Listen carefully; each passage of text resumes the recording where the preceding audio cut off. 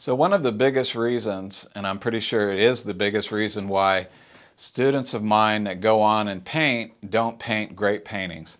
And so I want to talk about that. And the reason is pretty much is because if they want to be painting on a regular basis, in other words, they don't want to stop and take a month off or whatever, then they need to have 4 paintings working at any given time, or they're going to massively compromise the quality of their work. So let me explain.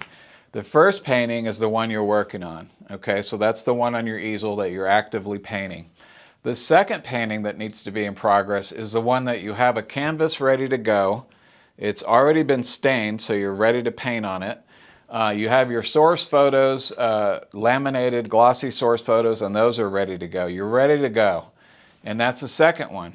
And I'll explain why that's important in a second. The third one is the one that you've already figured out what you want to paint. You know what image it is, or whatever your source material, and you've already ordered your prints, but they're going to take a week to come, or you're getting your photos laminated and you haven't done that yet. So that's the one that you're actively kind of getting together to be ready to paint.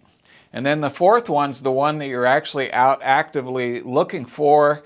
If you're using a camera, you're deciding what you want to paint. You're posing people. You're out looking for your landscape.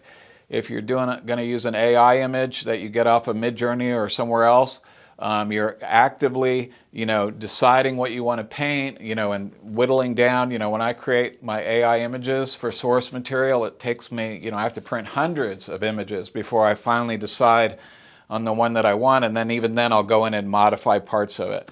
So that's the one. The fourth one is that one you're actively trying to figure out what you want to paint. Now, if you don't have all 4 of those working, then when you finish your painting that you're working on and you have nothing else to paint, you're going to have 2 choices. You're going to either stop painting for a week or 2 weeks or a month while you try to figure out what you want to paint next, or you're going to compromise and paint whatever you've got. So what typically happens with my students is they go home and I look at what they're painting, and it's all these random things, and it's usually even things like your friend sent you a picture of their dog on their cell phone that they took, and you're painting that to do them a favor, or you're just kind of like finding something real quick to paint. And therefore, if you do that, then you're going to compromise on the number one most important thing about painting, and that is the subject matter that you choose to paint.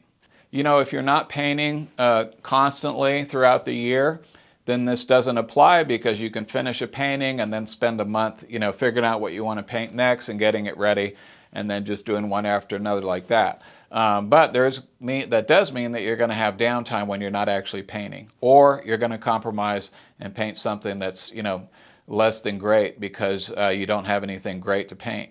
So this is a really big deal, even though it might seem like a simple thing. So I hope this is helpful. If you're interested in taking classes from me here in Austin or online, email me at mark@drawmixpaint.com, and I'll send you information about my classes. Thank you so much for watching, and we'll see you in the next one.